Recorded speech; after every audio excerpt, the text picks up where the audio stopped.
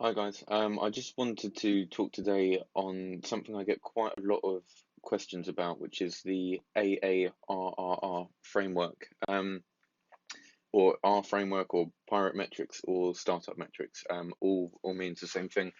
Um, I pretty much use this framework with all of my companies. It's a very good way to optimize the whole customer life cycle rather than just focusing on acquiring more visitors to your website, which of course is one way to grow a business, but it's not the best way to do it at all. And that's what so many companies just focus on. So this is really on optimizing the full customer journey and making sure that you're taking advantage of every opportunity that you have for growth. So I apply this framework to every single business I have. Um, so most other growth hackers are basing all of their sort of work off this framework as well, just as a way to sort of measure everything. And I've actually built a sort of notifier. My sort of key business at the moment is basically a platform just designed to grow businesses by using this framework and sort of what I've learned from it over the years and applying it to different parts of your sort of customer's journey to increase growth. Is the simplest way to explain it.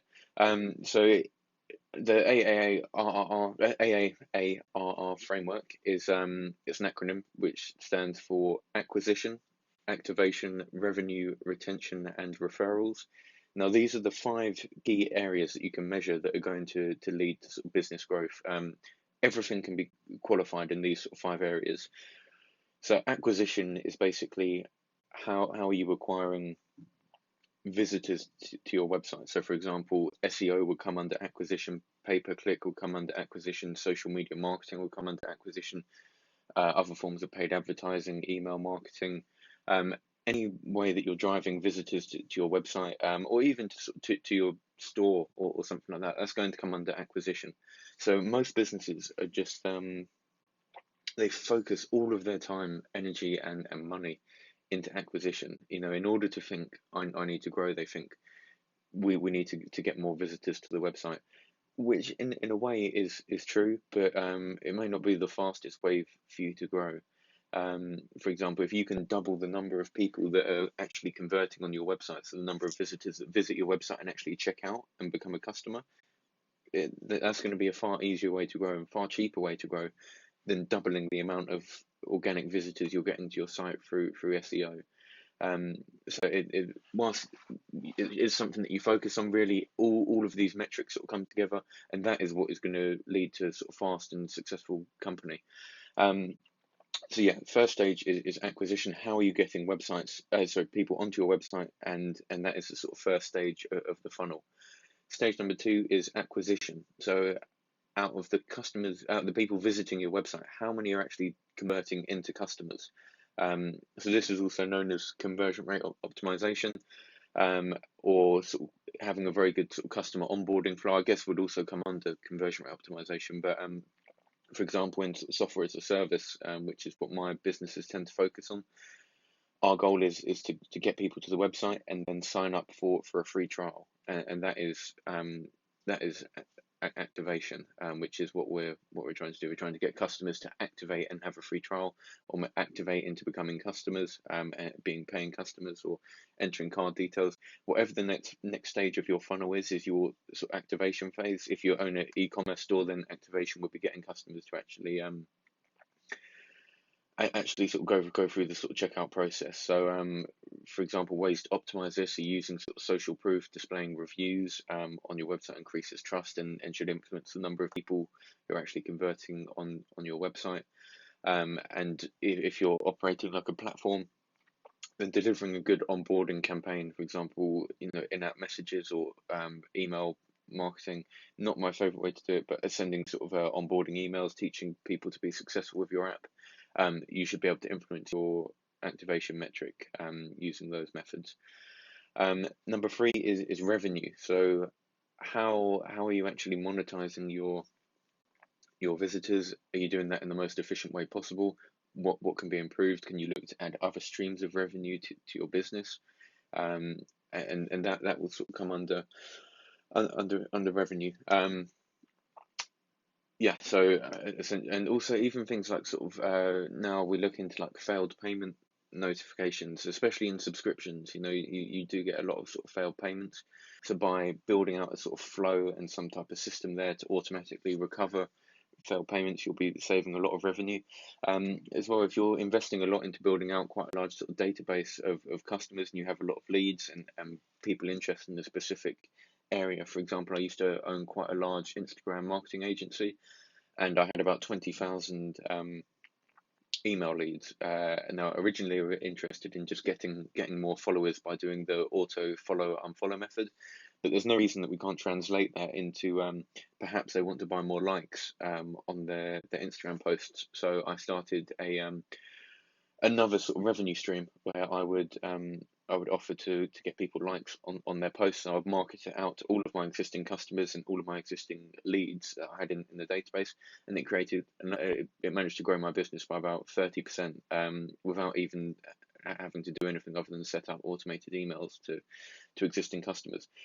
So always look for creative ways to sort of grow. Another thing you could do is maybe sort of write a book or something. If you're very knowledgeable in your field, you can write an ebook and get customers and market that to customers.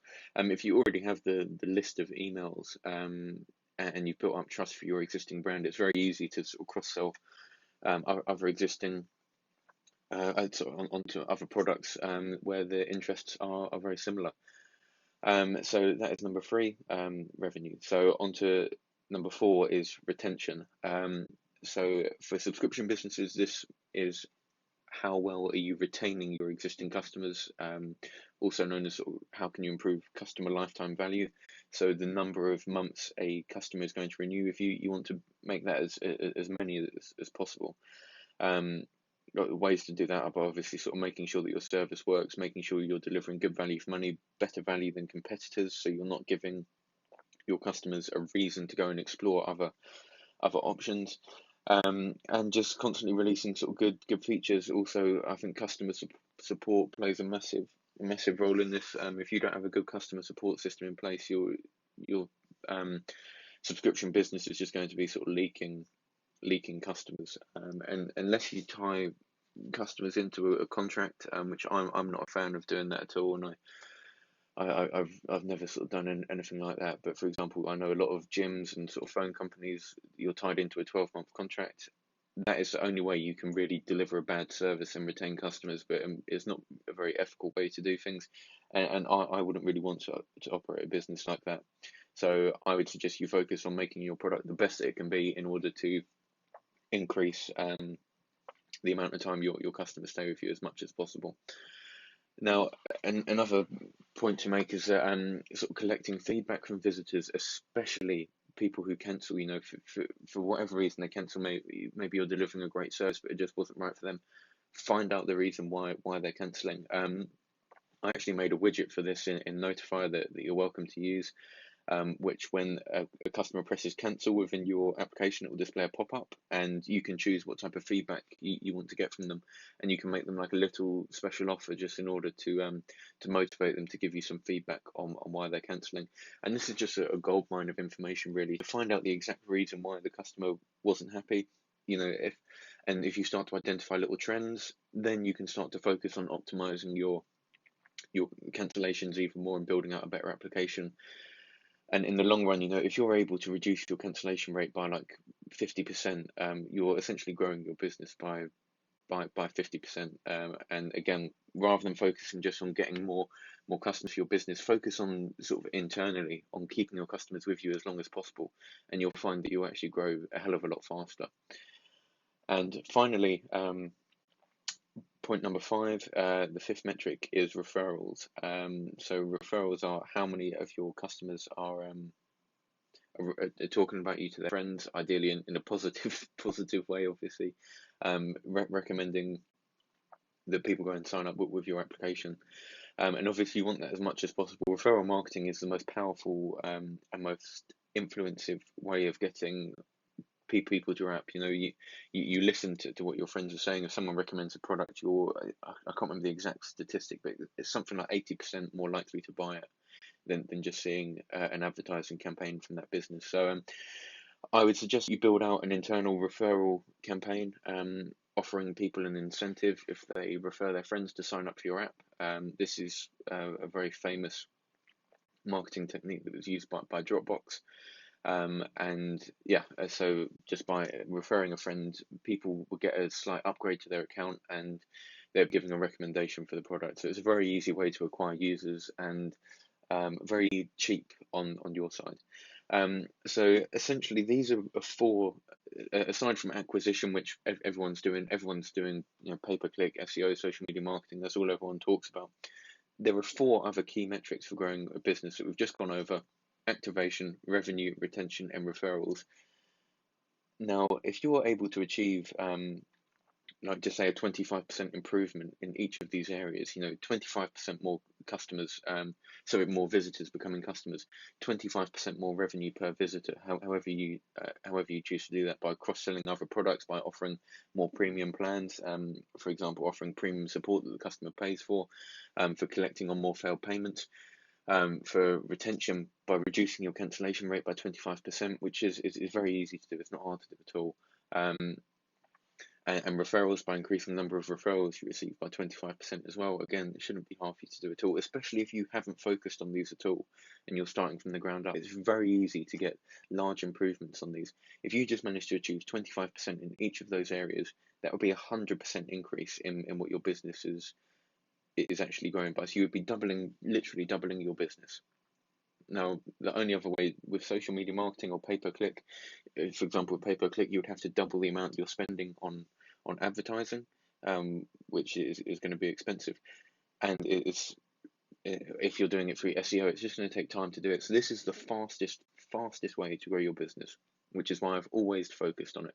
Rather than just focusing on getting as many visitors to your site as possible, make sure you're optimizing the number of people that are checking out and going through your funnel, optimizing how long they're staying with you, and finally making sure that they're recommending you to other sort of friends. So that is the fastest way to grow a business, in my opinion. I've applied it to 13 different startups and it hasn't failed me yet.